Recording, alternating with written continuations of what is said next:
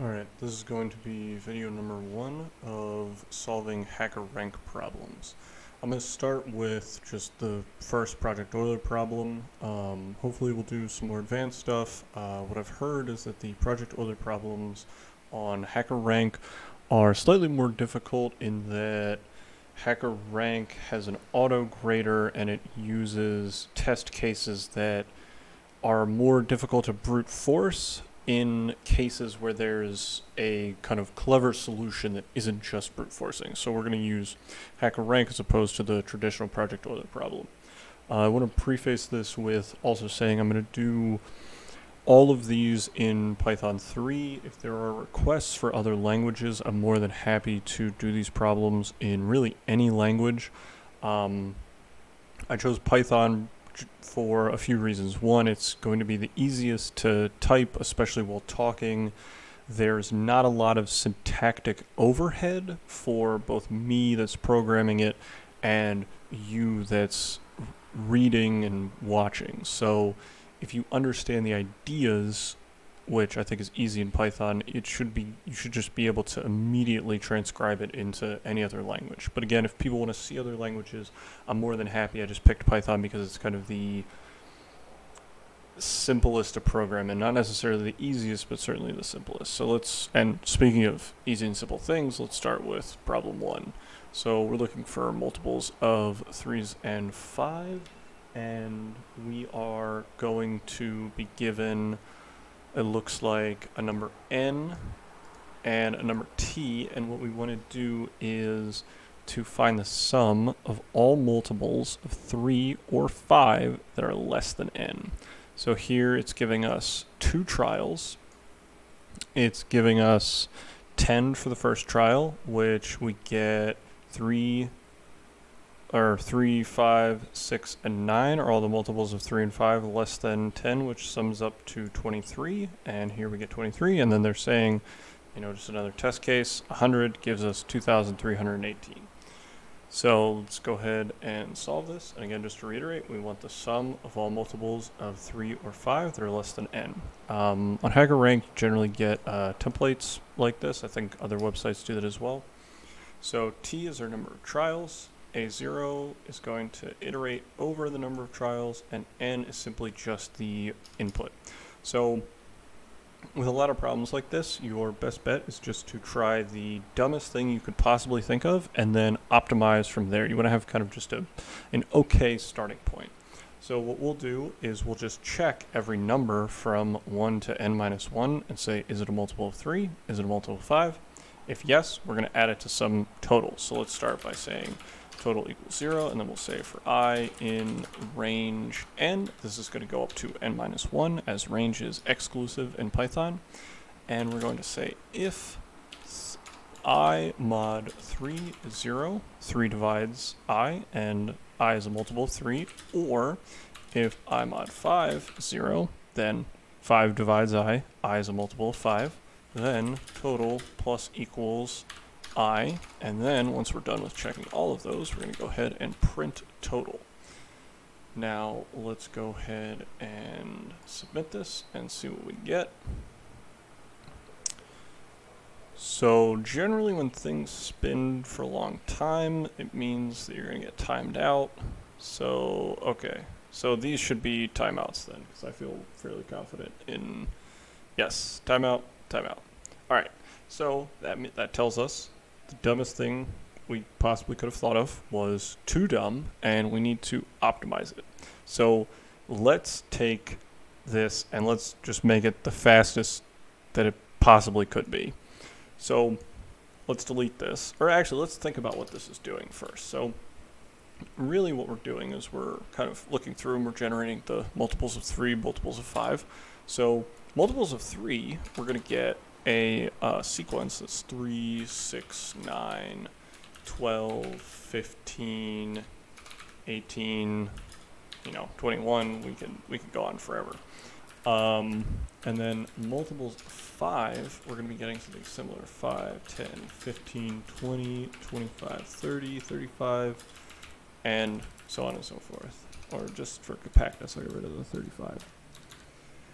Now, what we want is essentially all the numbers here that are less than n and all the numbers here that are less than n. However, if you notice, if we do that, we count 15 twice, and there are actually going to be a lot of other numbers that will count twice. For example, 30. That will show up in the multiples of 3 because it's a multiple of 3 and a multiple of 5. But what we want to start with is, first, maybe let's figure out what all the multiples of 3 would be and what all the multiples of 5 would be, and then we can just get rid of that overlap later. So what you will notice is that that sequence is exactly 3 times the sequence 1, 2, 3, 4, 5, 6, 7, and so on. And similarly, down here, we have that this sequence is equal to 5 times that exact same sequence. 1, 2, 3, 4, 5, 6. And we didn't include 35, so we'll just only go up to 6. Now, once we kind of have this in mind, our idea is, right, we want the sum of this sequence up to some number that's the last multiple of 3, and we want to sum it with this sequence as well. So what you'll notice is that that's actually the sum of this sequence times 3 plus the sum of this sequence times 5. So there's some last number, let's call it n3. This is going to be the number of multiples of 3 that are less than n, and some number n5. And then what you'll notice over here is that this actually goes up to this goes up to 3 times n3, and this goes up to 5 times n5. So if we could find n3 and find n5, then we could simply add all these together, multiply them by 3, add all these together, multiply them by 5. That gets us the sum of all the multiples of 3 and 5 that are less than n, and then we'll worry about that overlap. So the way to do this is to say that we're going to say n3 is equal to n divided by 3. Now, all that this double divide does in Python is it just casts the number that you get to an integer. So this is taking the floor of the division. Now, this is going to give us exactly the number of multiples of 3 that are less than n. And similarly, n5 is n integer divide by 5. That's the number of multiples of 5 that are less than n. And that'll give us less or equal, so we should do n minus 1 and n minus 1. This will give us the multiples that are less than n. And now, again, what we wanted is the sum of this sequence, which is the sum of this sequence times 3. So we notice that this is just a triangular sum. It'll give us a triangular number. And namely what I mean by that is that the sum of I for I equals 1 to m, let's call it, so we don't reuse n. This is exactly equal to m times m plus 1 over 2. So we'll say val3, this is going to be the value of the sum of all the multiples of 3 that are less than n, is going to be equal to n3 times n3 plus 1 over 2. And it should also be noted, we're just going to stick with integer divide here because it will just allow us to keep it in the form of an integer. And because n3 is an integer, either n3 is even or n plus 3 is even. So this entire multiple is even, so integer divide is just regular divide. So we can do the same thing with val5. That's going to be n5 times n5 plus 1, integer divide by 2. And now what we have to keep in mind is that now this is the sum of this sequence and the sum of this sequence, but we forgot the 3 and the 5. So now we're going to do 3 times this and 5 times this. Now that's going to give us a total of val3 plus val5.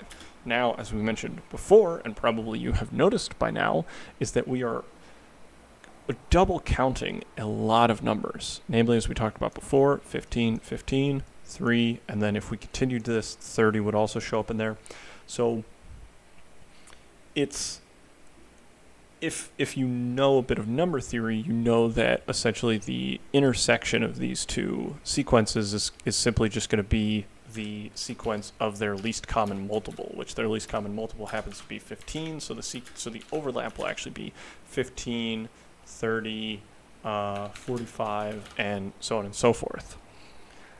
Now, in order to intuitively see that and not just use of jargon that maybe people are unfamiliar with, is to look and say, okay, well, I have to jump 3 numbers to get to a multiple of 3, and every 3 numbers is going to be a multiple of 3. But here I have to jump 5 numbers to get to a multiple of 5, and every 5th number is going to be a multiple of 5 in this sequence. And so what that should tell you is you could imagine your mind taking these 2 sequences and lining them up so that only the overlap is showing. If I did maybe something like this, and then we continued with 20, 24, 27, and then 30. And if we lined these up, you could see the overlap here, and you would notice that that's happening every 15th number. So in your mind, you can line these up, and that's kind of the intuitive way to reason that this is the sequence of numbers that we're double counting. So, and again, this just happens to be 15 times that exact same sequence that we had before, all the way up to some magic number called n15. And so what we could do is use that insight to just generate now this sequence n15, which is going to give us this, and then we simply also generate the value of 15, the sum of all the multiples of 15 that are less than n, and now, because we double counted them, we need to subtract them once, so that now we only count them a single time. So, if we print the total now, we should avoid these timeouts, because as you can see, there's no iteration at all, and we want to delete our old solution. This is a constant time solution, where before we had an order n time solution. So now let's see if we get timed out.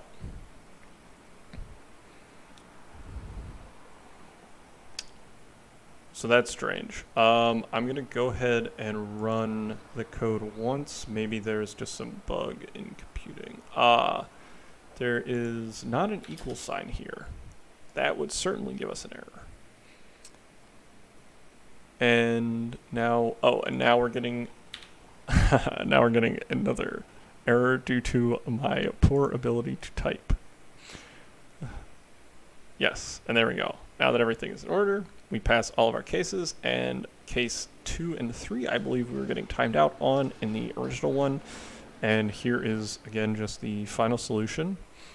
If you guys have any questions about the solution at all, feel free to ask. If you have any comments on the video quality, style, anything like that, please feel free to leave feedback. I'm not opposed at all to changing aspects of these videos.